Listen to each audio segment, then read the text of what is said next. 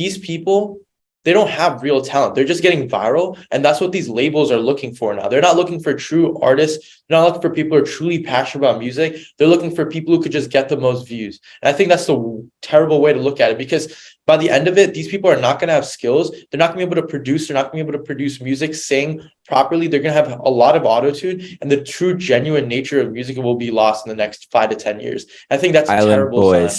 Island Boys. Island Boy. I'm an island boy. J. Cole predicted it, man. I think J. Cole predicted it. I think Island Boy is a perfect example of like what happens sometimes in the music industry. They blew up with that one song first. That was like the first, I'm not sure if it was their actual first song, but first biggest song they dropped. Blew up on TikTok because it became a TikTok sound. Then it blew up like outside of the TikTok sphere. It kind of spread into just general media space. Logan Paul had him on his podcast, had the Island Boys on the podcast. George Janko himself. George Janko predicted it, man. George Janko predicted it. I love George Janko himself George, goes, maybe you guys should sell some of your jewelry, spread your investments, become smart financially. And then these dumbasses got mad at him, walked off the pod. George Janko was 100% right in that situation.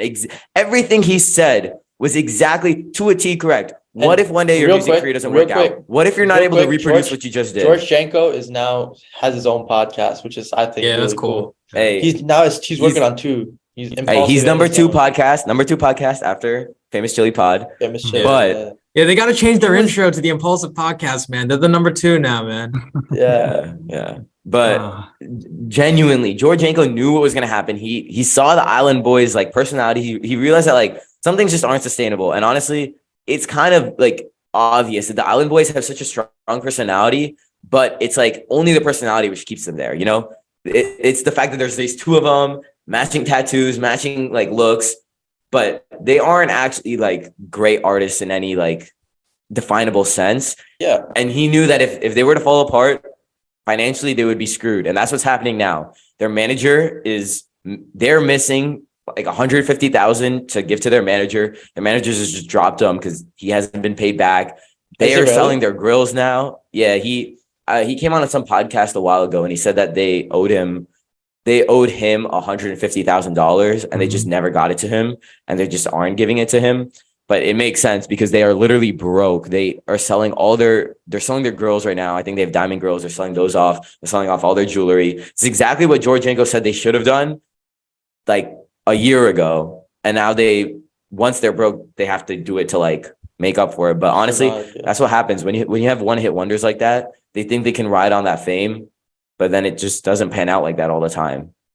I feel like there's 2 sides to it though, because the whole reason they blew up was their appearance, and like all the big jewelry, all the tattoos, all the girls and everything was part of the reason that they blew up, because they looked funky. Let's be honest, they looked weird, but like they were unique. But that's also the problem with like the creator space right now, is that there's no longevity with like most creators these days. You have like the top dogs, obviously, who have been there since like 2014, since the Vine days. Those are the guys who are the sustained creators. But now you have like Nish said, like the one hit wonders, bro.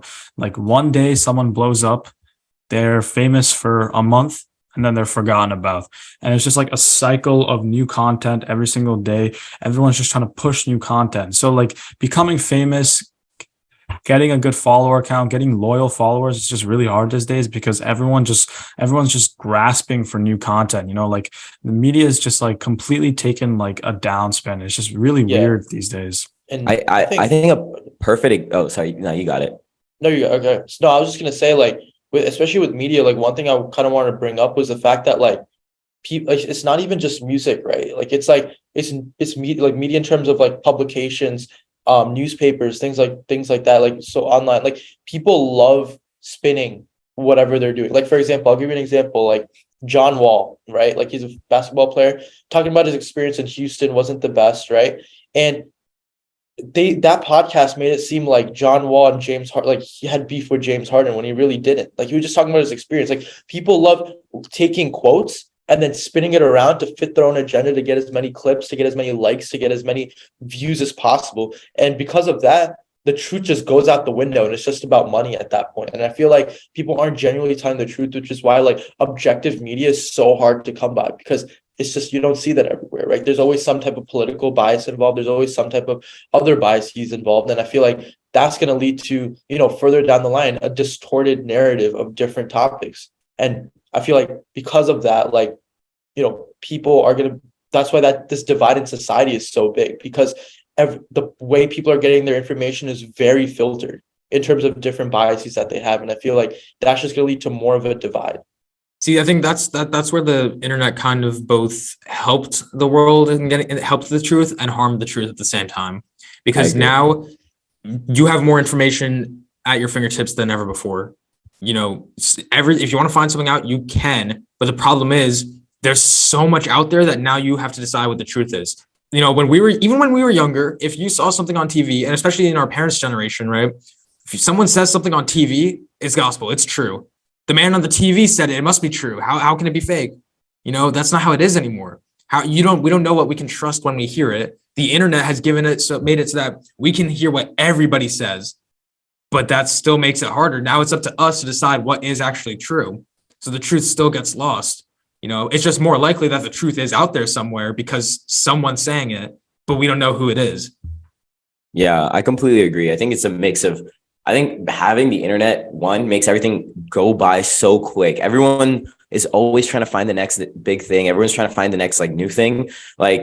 As what Richie was saying earlier with not just music, but the whole media sphere itself. Only the people that stay on top are those ones that were from 2014 that have established themselves, that are from the Vine days, that are from the old days. But does anyone know about Brad, the academic weapon dude from first semester, beginning of first semester? That blew up so quick, and he was everywhere. He was genuinely everywhere. And I genuinely believed that he was there to stay, but I should have realized pretty quickly, that's a bad assumption to make. I thought Brad would at least stay in kind of as a joke for a while, be an academic weapon. That would become something that everyone talks about for a while, kind of the way that Riz just started off as a random statement on TikTok, and then now everyone uses the term Riz. No, it actually started from Twitch. Oh, did it start from Twitch? Yeah, it's Kaisenet. Because that was something that him and his friends from way back in school used to use all the time. And so then that's actually crazy. Okay. Imagine we just have a high school joke and it became regular English. Yeah. But then regardless, it was the fact that he died pretty quickly. And it's that there's so many creators that you probably know that showed up on your For You page 5-6 times within a week, and you recognize them, you remember them. And then after that, they just fall apart. They just aren't on the For You page anymore. They don't have the same following. It's just the hype that was behind them for that week or two. And the same thing happens with media. People start talking, content moves by so quick in media. People talk about something the first half of the day. In the morning, we're all talking about something that happened somewhere across the world. And then by the afternoon, we're talking about, this other thing. And everything moves by so quick that no one can just sit and think about what just happened. You read the news and it's over because there's new news now that you have to read. Oh, you didn't know about this? Well, now there's a new thing. No, and the thing is social issues in that sense, there's no actual change, right? For example, gun control, right? People know that whether that be after a shooting happens, they're going to talk about it for a week and then it's going to die down again because there's other content, there's other things out there.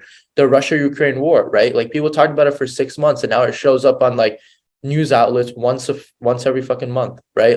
It's frustrating because then you bring attention to these issues, but then nothing ends up happening. Nothing ends up getting changed. And we're just stuck in the same kind of cycle of event happens, you learn, and then just go right back to it. It's just a rinse and repeat cycle. And we're just stagnant in society. And I feel a lot of that has to do with the fact that, truth isn't there, like Ari was talking about, or the media is distorting different things. And honestly, it's just a sad thing to see. And I don't see it changing anytime soon. Thanks for watching this clip. Don't forget to leave a like and subscribe and check out our socials for more daily content.